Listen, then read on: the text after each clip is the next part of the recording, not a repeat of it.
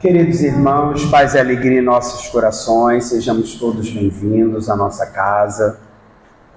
Nós vamos dar início à nossa reunião e hoje, para a nossa ambientação, nós teremos uma participação especial da nossa querida irmã Eliane Andrade, que é lá da Associação Filantrópica Cristã Espírita Ismênia Ribeiro, aqui em Santa Cruz, e que irá cantar a música Nunca Deixes de Cantar, de Rita Elizabeth Paiva.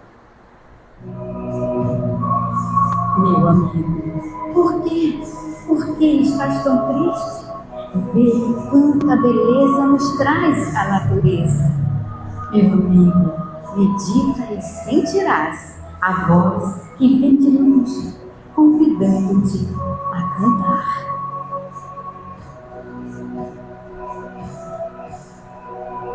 Meu amigo, por que estás tão triste?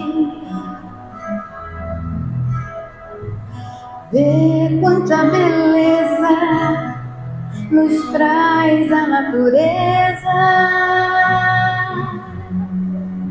Meu amigo, medita e sentirás a voz que vem de longe, convidando-te a cantar.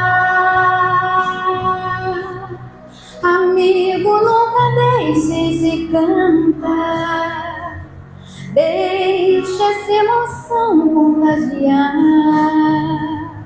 Canta com a voz do coração, sublime sentimento da razão.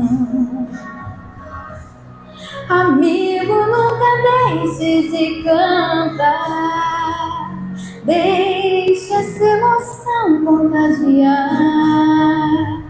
Canta com a voz do coração, sublime sentimento da razão. Segue em frente, não olhes para trás, nunca desanimes, persevera um pouco mais, deixa a música entrar em ti, sentimento vivo com todo o seu valor. Amigo, nunca deixes de cantar, deixa essa emoção contagiar. Canta com a voz do coração, sublime sentimento da razão. Amigo, nunca deixes de cantar, deixa essa emoção contagiar.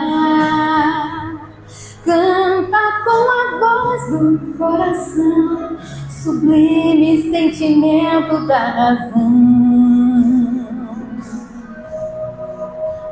Segue em frente, não olhes para trás, nunca desanimes.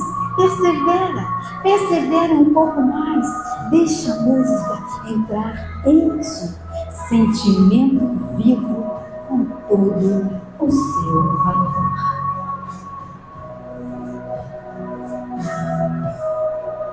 Segue em frente, não olhes para trás,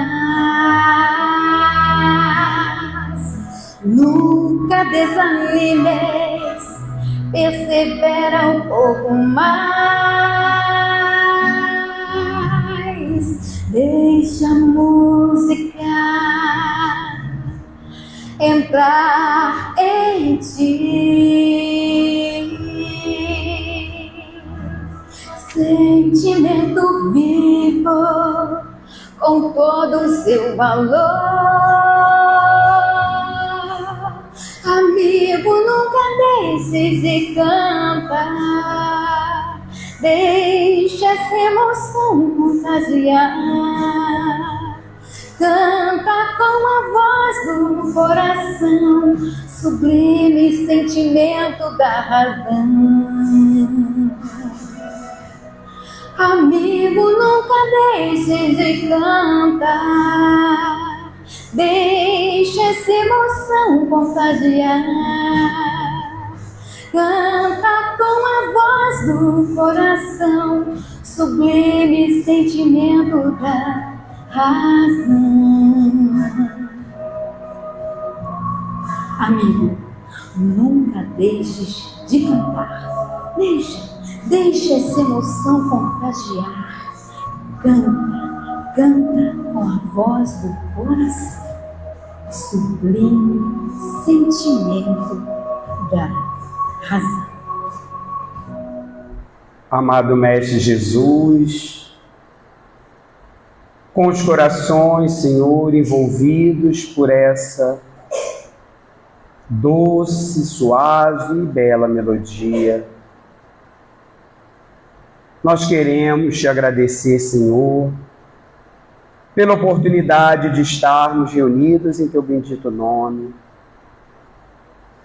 para mais uma noite de estudo em nossa casa, e que nós tenhamos, Senhor, mentes e corações abertos às lições que colheremos na noite de hoje, que a nossa irmã responsável pela mensagem desta noite possa sentir todo o amparo da espiritualidade maior.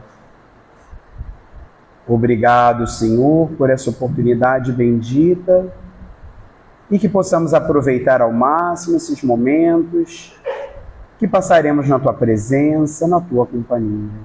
Que assim seja. Agradecemos a nossa irmã Eliane por esse momento de emoção, de sensibilidade. Nós agora teremos um momento de arte espírita com o teatro Fé que Não Se Vê.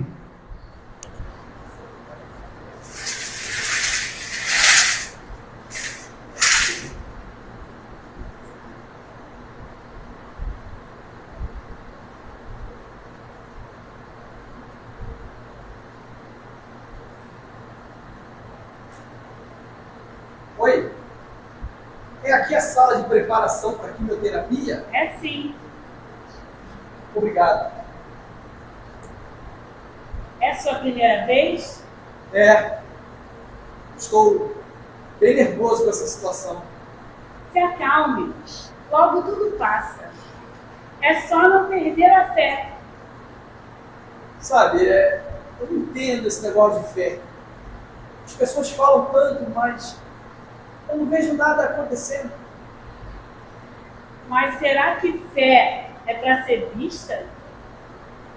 Ué, se existe, tinha que aparecer, né? Tipo um sinal, uma resposta clara.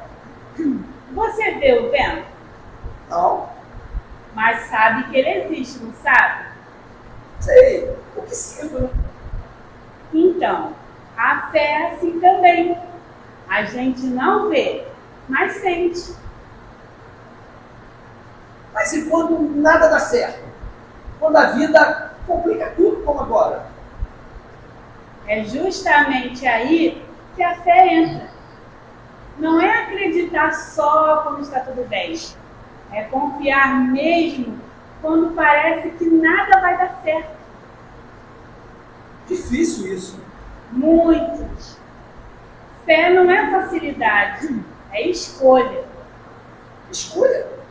Sim, escolher acreditar que existe algo maior, mesmo quando a gente não sente o que está acontecendo. Sabe, às vezes eu acho que estou sozinho. Você não está, amigo. A fé lembra a gente disso. Mas se eu não conseguir acreditar? Começa pequeno. tipo uma semente. Uma semente? É, você planta, cuida e mesmo sem ver, na hora ela cresce. Então, fé é confiar no que ainda está crescendo? Exatamente. Acho que talvez eu tenha um pouquinho disso, então. Todo mundo tem, só precisa regar. Tá. Acho que vou começar hoje. Hoje é um ótimo dia para acreditar. Próximo. E sou eu, amigo. Fica na fé, vai dar tudo certo, tá bom?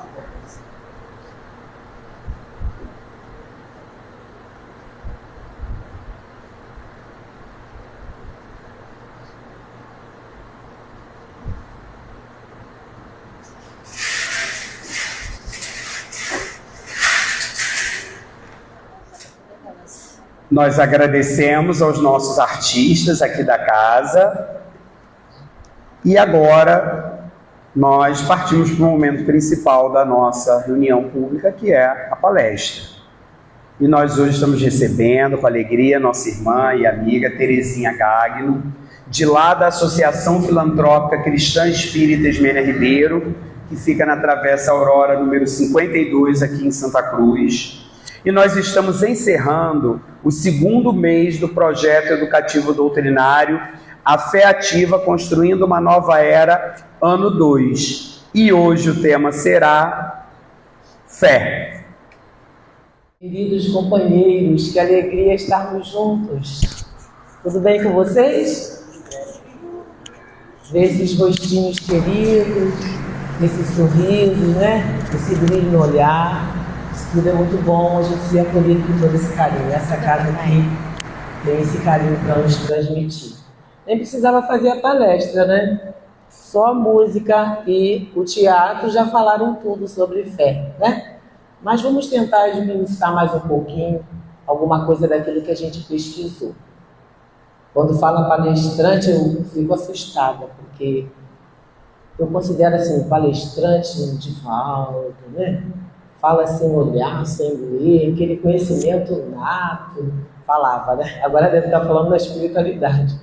Agora a gente, sua para aprender, para trazer alguma coisa, né? Primeiro para nós mesmos e para dividir com os companheiros. Então, minha gente, deixa eu me familiarizar com isso aqui. O nosso tema da noite de hoje é... Ih, que corinho bonito! E o estudo vai ser baseado neste livro, Pensamento e Vida, que foi psicografado por Francisco Cândido Xavier, mas esta mensagem é do Espírito Emmanuel. Muito bem. Então vamos lá. Ué, cadê tudo que estava escrito? Tem que apertar de novo? Ah, é chique o negócio, hein, gente? Então, minha gente, Emmanuel começa assim, Para encontrar o bem e assimilar-lhe a luz, não basta admitir-lhe a existência. É indispensável buscá-lo com perseverança e fervor. Então, Emmanuel já começa fazendo aí uma correlação entre a fé e o bem. Porque ele fala que para a gente encontrar o bem, não adianta só a gente acreditar no bem. A gente precisa buscar. E buscar de que forma? Com perseverança e com fé. Mas, para que nós busquemos o bem, é preciso que acreditemos no bem. E nós acreditamos no bem? Acreditamos no bem, gente? Quem acredita no bem aí, levanta o dedo? Graças a Deus, porque diante de tantas notícias complicadas, difíceis, de coisas que estão acontecendo no nosso planeta, no nosso mundo, né? Guerra, violência, feminicídio, crimes. Tem horas que a gente acha que tudo está ruim, não é mesmo? que a gente fica com uma certa duvidazinha, mas graças a Deus que vocês estudiosos do céu que acreditam no bem. Mas o que vem a ser o bem? A gente precisa entender também para acreditar. É tudo que está em conformidade com a lei de Deus e é fundamental para a evolução moral e espiritual do ser. Vocês já tinham parado para pensar nessa definição? Que tudo que está de acordo com a lei de Deus é o bem e que aquilo que não está de acordo com a lei de Deus seria o mal? Nos fala ainda a doutrina espírita que o bem é tudo que promove o equilíbrio, o aprimoramento e o progresso do ser. E aí, quando ele fala que não basta acreditar na existência do bem, que nós temos que buscá-lo. Esqueci que sou eu que estou passando. Nós ficamos imaginando, será que é um lugar físico para a gente buscar o bem? Por exemplo, eu posso falar assim, hoje eu vou lá no céu buscar o bem. Eu encontrei um monte de bem aqui, graças a Deus, né? Mas esse buscar o bem se restringe a um lugar físico? Tem um lugar para a gente procurar o bem? Eu vou lá onde está fazendo milagre, onde tem uma santa que está chorando sangue, está fazendo milagres. É lá que eu vou buscar o bem? Não é disso que Emmanuel está falando. Ele está falando de buscar o bem dentro de nós. Me complicou, não é mesmo? Porque se eu, Terezinha, vou buscar o bem dentro de mim, será que eu vou encontrar esse bem? Eu só vou encontrar se eu tiver construído esse bem dentro de mim, certo? Se eu não construir, eu não vou encontrar nada. E esse buscar construir o bem está diretamente relacionado ao uso do nosso livre-arbítrio. Para que nós possamos construir esse bem dentro de nós, nós vamos precisar fazer escolhas. E tem horas que é difícil fazer as escolhas, não é mesmo? Porque ainda tem coisas que nos tentam, que tem uma força, um poder sobre nós, não é mesmo? Então nós vamos precisar fazer escolhas e tomar decisões. Para Emmanuel, então, buscar o bem é construir esse bem em nós. Não se preocupe em buscar no outro, não. Vou buscar ali o bem em Carla. Não. É para construir em mim. E colocá-lo em ação. Não adianta também só construir. Eu preciso fazer com que esse bem circule através da realização de ações benéficas. Agir com bondade e justiça em nossas ações e pensamentos. Então essa busca, que é a construção do bem em mim, para o meu bem pessoal, depois ela vai se exteriorizar para o bem de todos, para o bem dos outros e da comunidade ao nosso derredor. E para eu construir esse bem em mim para depois exteriorizar para os demais, eu vou precisar de quê? Da fé. E nós encontramos lá no site na internet o irmão Antônio Carlos Navarro, que é da Associação Espírita Allan Kardec, lá em São José do Rio Preto, falando o seguinte, que vai justamente ao encontro dessas palavras de Emmanuel. Se quisermos mudar nossas vidas para melhor, o que é mudar nossa vida para melhor? É a gente viver bem, não é isso? E evitando acontecimentos menos felizes, será necessário mudar a forma de pensar e de agir, desenvolvendo a vontade, quase sempre vacilante, sempre para o bem. Então aí Emmanuel já acrescentou que nós devemos buscar o bem, não adianta só sabermos da sua existência, precisamos buscar esse bem. Essa busca é a construção do bem em nós, Para isso, nós precisamos da fé, e agora se acrescentou um outro item, a vontade. E a nossa vontade para o bem, ele diz lá que é vacilante. Ou seja, a gente ainda não faz aquele esforço que precisa, né? E Emmanuel fala disso, que é preciso perseverança, já entrou uma outra palavra aí. Perseverança e fervor. Perseverança é a qualidade da pessoa que é persistente, que não desiste por nada, não desiste jamais. E fervor é aquele sentimento intenso de fé, uma fé grande. E por isso que Emmanuel diz que é indispensável buscar o bem com perseverança e fervor, ou seja, com muita fé.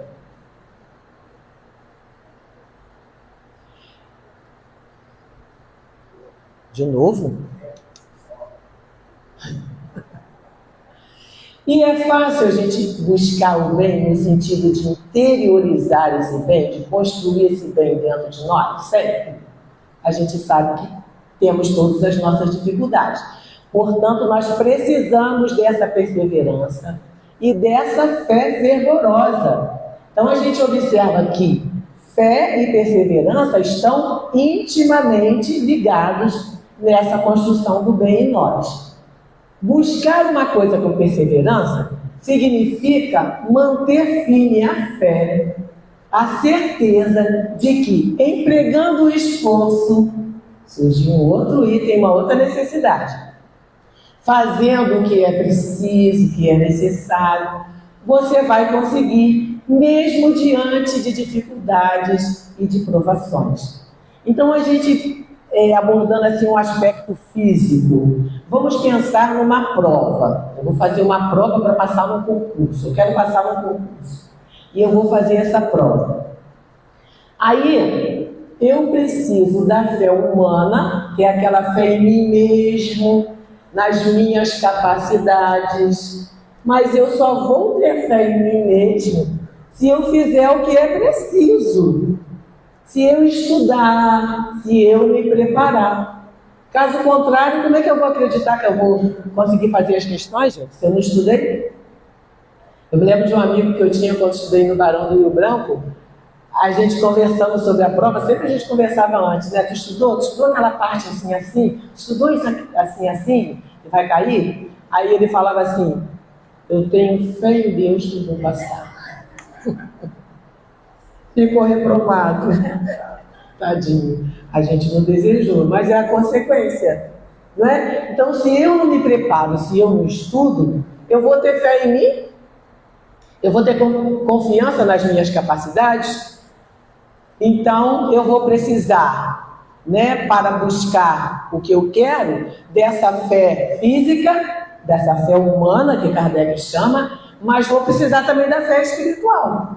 Porque eu vou para o meio da sala de aula, cheio de gente para fazer prova. Eu estudei pra caramba, mas quando eu chego naquela sala de aula, é um teste de nervos, não é? Aí eu vou precisar pedir a Deus, Senhor, me ajuda, me acalma meu coração, ilumina minha mente para que aquilo que eu estudei, eu consiga colocar no papel. Compreendem? E no aspecto moral e espiritual, a gente pode citar também vencer os vícios. Né? A gente colocou a bebida e drogas ilícitas, que são vícios assim, que mais chocam a humanidade, digamos assim. Então, o que é vencer o vício da bebida, o vício das drogas? Vocês podem imaginar o que seja isso? Vocês podem imaginar a dificuldade que seja para uma pessoa que é dependente química se libertar de um vício? Primeiro que não se liberta totalmente, eles falam que é só por hoje, né? O jargão deles é só por hoje. Então eles precisam de toda uma rede de apoio. Né? Existe aí o AA, o NA, né? São as irmandades que apoiam essas pessoas. De vez em quando um lá cai, vacila, vai aquele lá que é o padrinho, vai lá socorrer o afilhado. Então tem toda uma rede de ajuda, porque não é fácil vencer isso. Além desses vícios que nós citamos, existem outros. A ansiedade. Meu Deus, para eu controlar a minha ansiedade diante de certas situações, olha, gente, é aquele suor frio, não é? A gente fica em desequilíbrio mesmo. Então, para você controlar isso, quanto de esforço você tem que empregar, né? Os medos, as tristezas. Às vezes, quando a pessoa perde, e se perde entre aspas, que a gente sabe que ninguém perde ninguém está perdido. Mas vamos usar esse termo para ser mais fácil de compreender. Às vezes, quando uma pessoa perde um familiar muito próximo, né? Que às vezes é o esteio daquela família. Como é difícil vencer a tristeza, não se entregar aos sentimentos de tristeza. Para tudo isso, nós vamos precisar daquela fé forte que remove montanhas. Não é eu dizer, montanha sai daqui e vem para cá. São as montanhas das dificuldades que surgem em nossos caminhos, das dificuldades que nós temos dentro de nós mesmos. São como se fossem montanhas de obstáculos que nós precisamos vencer. Então a gente vai precisar daquela fé ativa, porque não basta ter fé. A fé tem que promover mudança dentro de nós. De que adianta eu vir aqui na casa espírita aprender que o espírito é imortal? Que quando eu desencarnar, meu corpo vai voltar, né? Os elementos vão voltar lá para de onde vieram, para a Terra, e eu, espírito, vou alçar, eu espero, vou para as regiões superiores. De que adianta eu ter esse conhecimento se aqui, enquanto eu estou encarnada, eu não faço tudo para melhorar, me melhorar, esquece o outro, né? Me melhorar para que o meu futuro espiritual seja melhor. É uma fé que não tem sentido, não é isso? Então a fé precisa promover essas mudanças. Tudo que a gente estuda, né? Eu tenho fé em Jesus. Tenho fé em Jesus, pega o que ele te ensina e tenta exercitar. Não é só para dizer que tem fé por dizer. Então, essa fé que promove mudanças em nós, que é uma fé viva. Por quê? A fé sem obras é morta. Nós encontramos lá em Tiago, capítulo 2, versículo 26. Então, é dessa fé que a gente precisa. E Emmanuel nos traz, neste livro, uma definição de fé também muito bacana, gente, que quando eu li, tem coisas assim que me surpreenderam. Então, por exemplo, ele fala que a força, que a fé é força que nasce com a própria alma. É a certeza instintiva na sabedoria de Deus, que é a sabedoria da própria vida.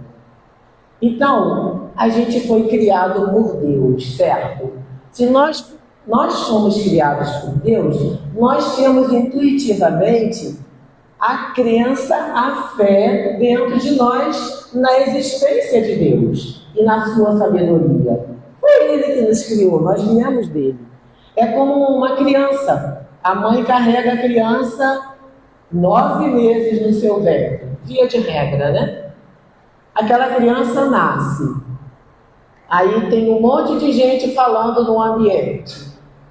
A mãe chega, a criança tem dias de nascido. A mãe chega, a mãe fala, o olharzinho dela para a mãe, o sorrisozinho dela para a mãe.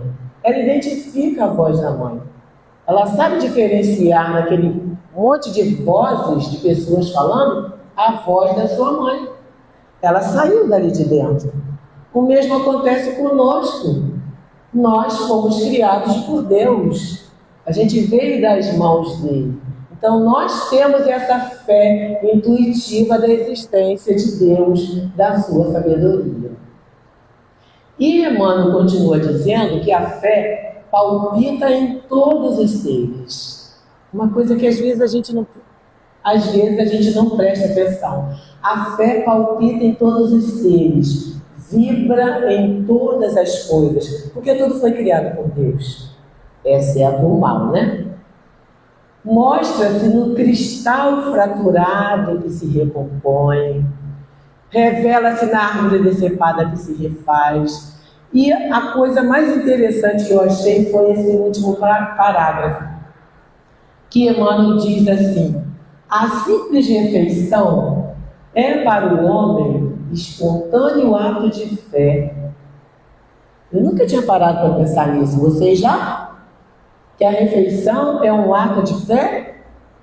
Alimentando-se, confia ele, o homem, nas vísceras abdominais que não vê. A gente come automaticamente, não pensa em nada disso, certo? Mas quando eu estou me alimentando, eu não vejo o processo dentro do meu organismo. Mas as vísceras abdominais, os órgãos, estão trabalhando para transformar aquele alimento em nutrientes, em energia. E é muito bonita essa versão poética que Emmanuel dá, né, filosófica para a fé, para que a gente se atente aos mínimos detalhes dessa sabedoria maravilhosa de Deus, do nosso Pai. Ele chama atenção para as coisas que não vemos, mas que existem e que nós acreditamos. A gente viu ali no teatrinho, né? A gente viu no teatrinho e falou disso, né? Que há coisas que a gente não vê, mas que a gente acredita. Não é porque a gente não vê que não existem. E aí Emmanuel vai dando também assim, uma série de exemplos. Ele fala da eletricidade. A gente está vendo as luzes acesas, não é? Nós estamos vendo os ventiladores circulando, mas a gente está vendo a eletricidade? A gente não está vendo a eletricidade chegar até esses equipamentos. Mas a eletricidade existe? Sim, lógico, né? Ele cita outra imagem da captação da imagem para a revelação da fotografia. Lembra que antes era a máquina que tinha um filme lá dentro? Quando aquele filme queimava, quando tinha que rebobinar, era tanto trabalho, né, gente? Então ele dá esse exemplo da captação da imagem. Como que pode? Hoje a gente faz de forma diferente, né? Faz no celular. Mas antes tinha aquela maquinazinha que você apertava o botão, o apertar do botão captava a imagem para dentro da máquina. E a imagem ficava registrada lá no filme. A gente via isso acontecer? Não via, mas a gente sabia que acontecia quando via a foto revelada, não é isso? E ele dá um outro exemplo também da transmissão da voz humana pelas redes de comunicação. Eu estou falando com vocês. Vocês estão vendo minhas pregas vocais vibrando e essas vibrações viajando nas ondas até chegar a vocês? Não. Mas vocês estão me ouvindo, não estão? Então, a gente vê os efeitos. E é por isso que a gente sabe da existência dessas coisas. Em relação a Deus é a mesma coisa, gente. Os efeitos, a obra de Deus, falam dele para nós. E aí Emmanuel nos chama a atenção para isso. Fé no que não vemos. E como anda a nossa fé no que não vemos? Como anda a nossa fé em Deus? Como anda a nossa fé em Jesus? Como anda a nossa fé na espiritualidade? Algumas pessoas veem, outras não. Mas como anda a nossa fé? Nos momentos de tranquilidade, de alegria, né? É fácil a gente falar da fé. É fácil a gente manter a fé. Está tudo bem? Tudo correndo bem? Mas e na hora do desencarne de um familiar próximo? Como é que fica a nossa fé? Eu me recordo de uma amiga que perdeu o filho bruscamente aos 19 anos, num acidente de moto. Gente, ela era religiosa. Ela parou de ir à igreja. Ela disse que ela não acreditava mais em Deus. Por que Deus não protegeu o filho dela? Por que Ele levou o filho dela? Por que Ele deixou aquilo acontecer? Então é nesses momentos que a gente prova a fé. Na hora que você recebe a notícia de uma doença grave, como é que fica a sua fé? Você se mantém ali firme, equilibrado? Não, eu estou com Jesus. Jesus está comigo, a espiritualidade amiga está do meu lado. A gente mantém essa fé. E aí então, ele diz que essa fé em Deus, em Jesus, na espiritualidade, precisa ser uma fé inabalável. E quando a gente fala de fé inabalável, a gente lembra dos testemunhos de fé dos antigos cristãos, dos cristãos da antiguidade. E a gente trouxe hoje, como exemplo de fé inabalável e de fidelidade a Deus, o exemplo de Joana de Cusa. Já ouviram falar? Já? Eu vou ler só alguns trechos, porque eu posso não falar com a beleza que Humberto de Campos colocou lá no livro Boa Nova. Então, Joana de Cusa, Joana era a esposa de Cusa, que era um alto funcionário de Herodes, de Roma, Joana acompanhava Jesus nas pregações do lago. Ela era uma mulher de rara dedicação e nobre caráter, das mais altamente colocadas na sociedade de Cafarnaum, ou seja, eles tinham uma posição social muito boa na sociedade.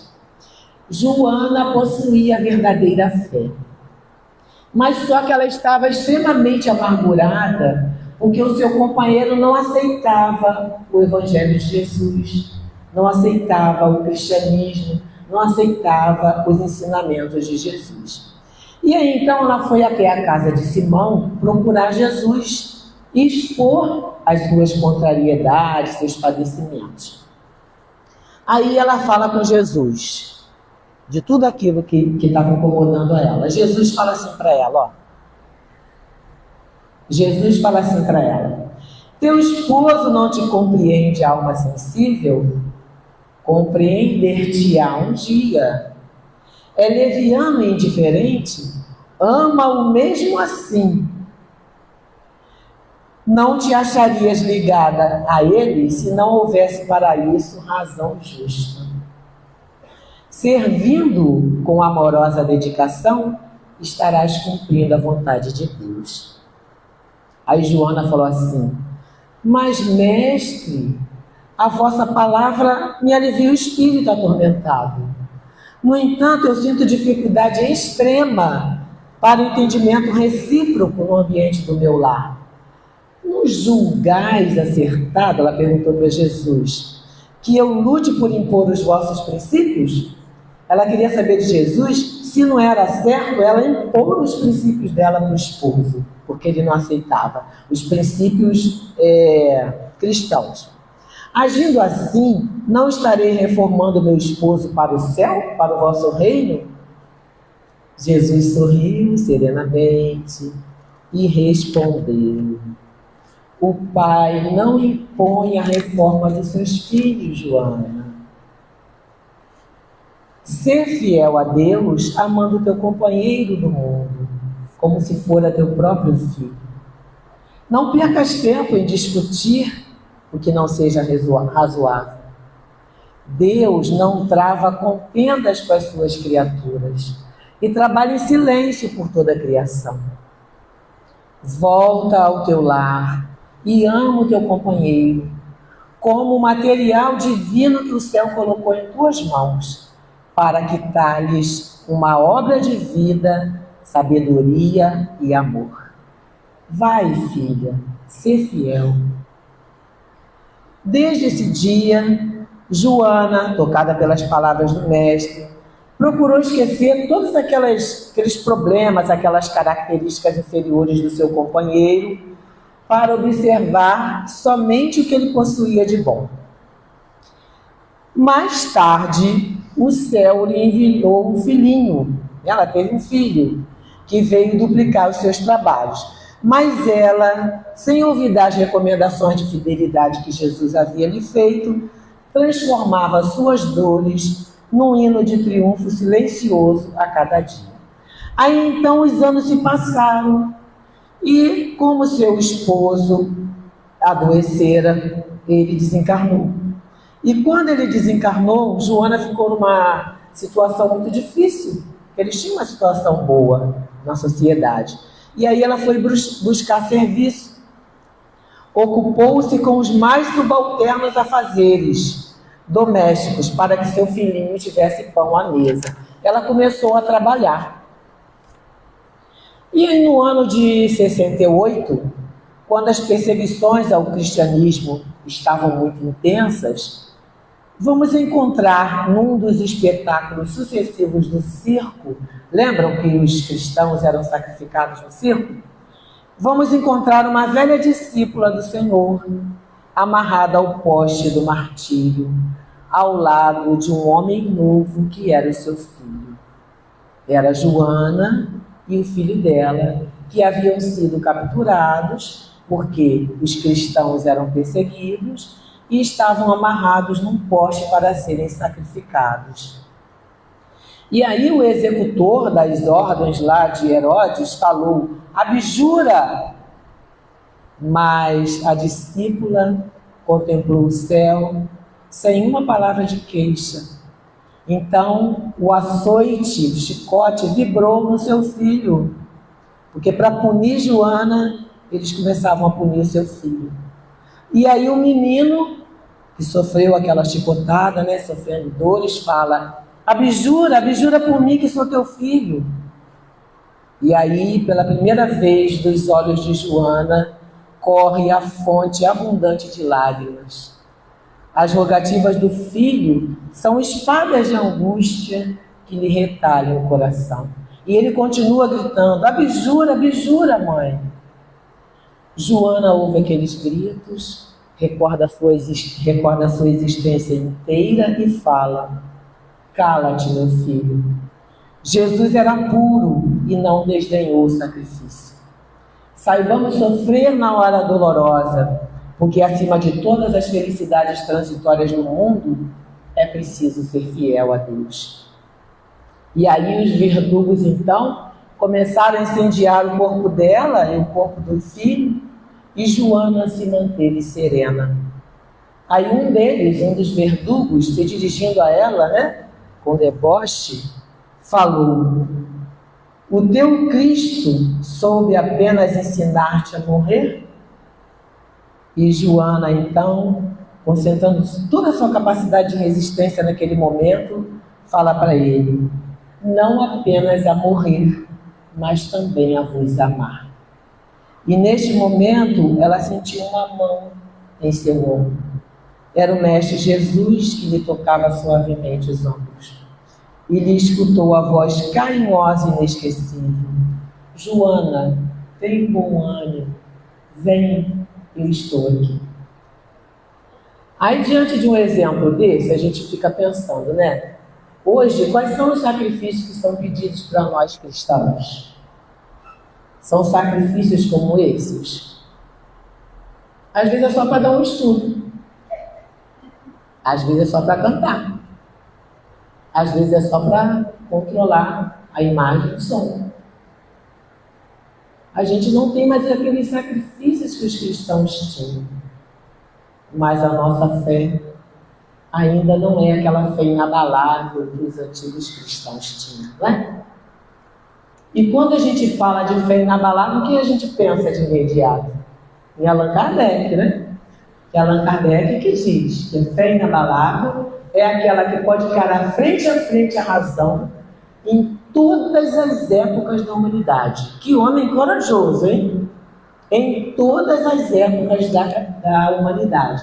Então, essa fé inabalável, sólida, resistente, que tem raízes fortes, é aquela que permanece firme em qualquer época da humanidade e em qualquer circunstância. Por quê? Porque ela se baseia na verdade e na razão. Ela não teme o progresso do conhecimento, porque o que é verdadeiro permanece verdadeiro, mesmo à luz de novas descobertas.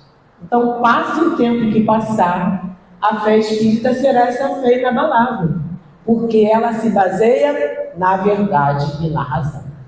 E aí Kardec diferencia, então, a fé cega da fé raciocinada, dizendo que a fé cega é aquela que aceita tudo sem questionamento, mesmo as coisas mais absurdas, né? Sem qualquer verificação daquilo que lhe é exposto, e pode levar ao fanatismo. Já a fé raciocinada é aquela que pode encarar a razão frente a frente, apoiando-se em fatos, na lógica e na compreensão. A fé raciocinada examina o objeto da crença para verificar se aquilo que se diz é verdade ou não, e tem como base um estudo sério do assunto. Foi o que aconteceu com Kardec quando falaram para ele que as mesas giravam, que as mesas dançavam, que as mesas davam comunicação. Foi? O que ele fez? Bem, se vocês me provarem que uma mesa é capaz, tem cérebro para pensar e nervos para agir, para sentir, eu acreditarei. Mas, como isso não é possível, né? O que Kardec fez? Ele foi pesquisar. O que é isso? O que essas mesas estão fazendo isso aqui? O que elas querem dizer? Foi investigar. Ele partiu para o estudo sério do assunto. E aí ele descobriu que por trás daquela mesa existia uma força inteligente, um ser inteligente, que era o espírito, que estava apenas se utilizando daquele instrumento, que era a mesa, para trazer as verdades espirituais. Então, esta é a característica da nossa religião, a fé raciocinada. E nós precisamos caminhar por esta fé. Nós somos espíritas, temos uma responsabilidade muito grande. A gente não pode divulgar coisas infundadas, porque aí a gente cai na fé cega. Nós precisamos ter a fé raciocinada, que é essa que Allan Kardec vem nos mostrar através do Espiritismo. E aí, declinando já para o final do nosso estudo, Emmanuel diz que, utilizando-nos conscientemente de semelhante energia, que é a fé, é-nos possível suprimir longas curvas em nosso caminho de evolução. Ou seja, seguir de forma mais reta pelos caminhos da evolução. Não fazer curvas, não pegar atalhos, não sofrer tanto. Seja qual for a nossa interpretação religiosa da ideia de Deus, é imprescindível acentuar em nós a confiança no bem, para que nós possamos refletir a grandeza do bem. Então nós precisamos ter fé no bem. Todos nós temos fé no bem? Mesmo diante de todos os fatos, temos que ter fé no bem. A gente não fala tão bonitinho? Jesus está no leito. É bonito de falar, mas na hora do sofrimento, né? A gente acredita? Nós temos que ter fé no bem e começar a construir esse bem dentro de nós, para que ele se espalhe pelo mundo todo. E aí ele vai ser uma realidade concreta. E aí, para fecharmos mesmo, ele nos compara a uma lente. Quando nós construirmos esse bem dentro de nós, nós seremos aquela lente a refletir o sol. O sol é Deus. Nós seremos o espelho, refletindo esse bem que está dentro de nós, refletindo a própria bondade do Criador. E aí sim nós poderemos dizer que somos a imagem e a semelhança de Deus, porque refletiremos a sua bondade. E um dia, como Jesus, nós poderemos afirmar: eu e o Pai somos um. Então agora, meus irmãos, para a gente fechar essas reflexões, nós vamos trazer um momentinho assim para acalmar o nosso coração, com uma música muito bonita que fala de tudo isso, dessa fé raciocinada, da fé com base na razão, da fé de uma forma geral, com a música do Renato Pavani, Fé. Quem souber cantar, pode cantar, tá?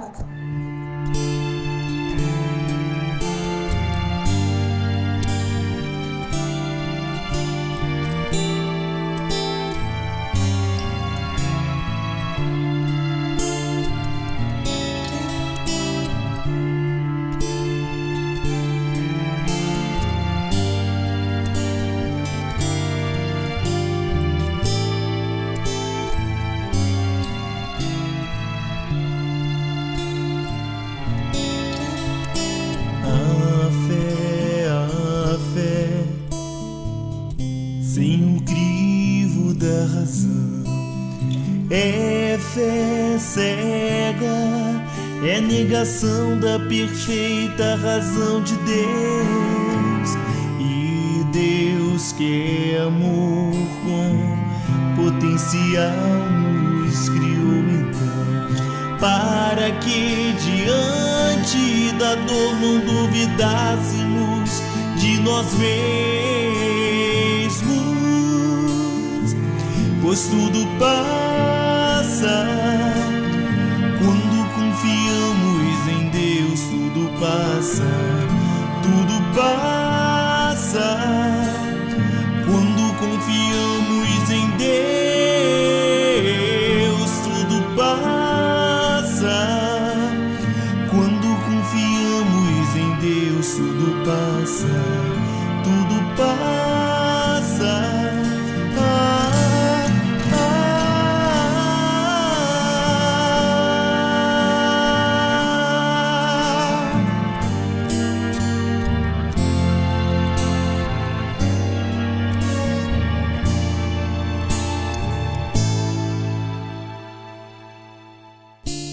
A fé que não obra no campo da vida é como figueira seca, sem frutos render. A fé produtiva não é utopia, sofismo, verniz na superfície do ser. Ela desperta instintos nobres que o homem precisa para o bem conhecer. Ela é paciente, pois sabe que a alma não finda com a morte, prossegue a crescer, prossegue a crescer, amadurecer, até entender que a fé, sem o crivo da razão, é fé cega, é a negação da perfeita razão de Deus. E Deus que é amor com potencial nos criou então, para que diante da dor não duvidássemos de nós mesmos. Pois tudo passa quando confiamos em Deus. Tudo passa, tudo passa quando confiamos em Deus. Tudo passa quando confiamos em Deus. Tudo passa, tudo passa.